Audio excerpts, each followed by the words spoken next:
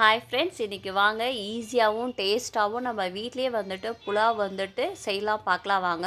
அதுக்கு நான் அரைப்படியால் வந்துட்டு அரிசி எடுத்துருக்கேன். இந்த அரிசியை வந்துட்டு நல்லா கழுவி எடுத்துக்கிறேன். இப்போ இந்த படியால் நான் அரிசி எடுத்ததுனால இதால் 1.25 அளவுக்கு நான் தண்ணி சேர்த்துக்கிறேன். ஏன்னா இந்த அரிசி வந்துட்டு ஊற ஊற வந்துட்டு அந்த தண்ணி அதை அப்சர்வ் பண்ணிக்கும். இப்போ வந்துட்டு நமக்கு கரெக்டாகிடும். இப்போ 1.25 அளவுக்கு நான் தண்ணி சேர்த்துட்டேன். அது 20 நிமிஷம் வந்துட்டு நல்லா ஊறணும். இப்போ வந்துட்டு 1.5 ஸ்பூன் அளவுக்கு நான் நெய் சேர்த்துருக்கேன். நெய் நல்லா சூடானதுக்கு அடுத்தது இப்போ இது கூட வந்துட்டு நம்ம என்ன சேர்த்துக்கிறோன்னா கிராம்பு, பட்டை, பிரிஞ்சி இலை இது எல்லாத்தையுமே நம்ம சேர்த்துக்கலாம். இப்போ வந்துட்டு ஒரு வெங்காயம் வந்துட்டு நான் வந்துட்டு பொடியாக கட் பண்ணி எடுத்துருக்கேன். இது பெரிய வெங்காயம், அதனால் இது ஒன்று மட்டும் நான் எடுத்துருக்கேன். இது நல்லா வதக்கிக்கலாம்.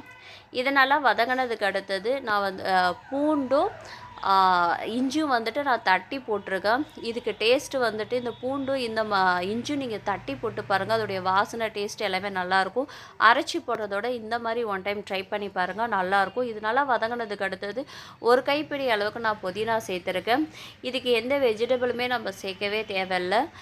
இந்த புதினா மட்டும் போட்டு கேப்சிகம் போட்டாலே போதும், நல்லாயிருக்கும் இதோடைய டேஸ்ட்டு. இப்போ வந்து நம்ம அரிசி ஊற வச்சுருக்கோம் இல்லையா, அந்த தண்ணியை வந்துட்டு மட்டும்தான் இதை நான் சேர்த்துக்கிறேன், வேறு எந்த தண்ணியும் சேர்த்துக்கல. இது நல்லா கொதி வந்ததுக்கு அடுத்து நான் வந்துட்டு பச்சை மிளகா வந்துட்டு காரத்துக்காக 4 சேர்த்துருக்கேன். இப்போ தேவையான அளவு நான் உப்பு சேர்த்துருக்கேன். இது நல்லா கொதி வந்துடுச்சு. இப்போ வந்துட்டு இந்த ஸ்டேஜில் நம்ம அரிசி சேர்த்துக்கலாம். அரிசி சேர்த்ததுக்கு அடுத்து நம்ம என்ன பண்ணுறோன்னா ஸ்டவ்வை வந்துட்டு சிம்லேயே வச்சுருங்க.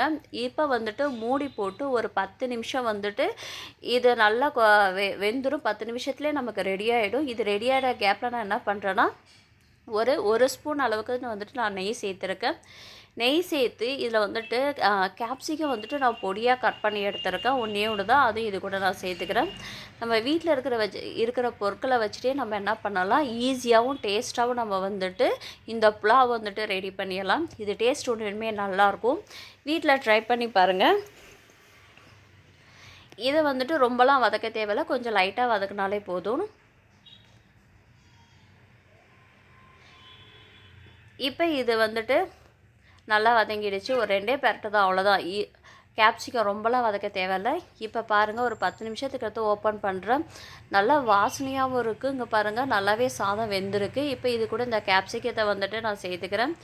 பாருங்கள், சாதம் நல்லா உதிர்ந்து வந்திருக்கு. பாருங்கள், எங்கேயுமே உடையல.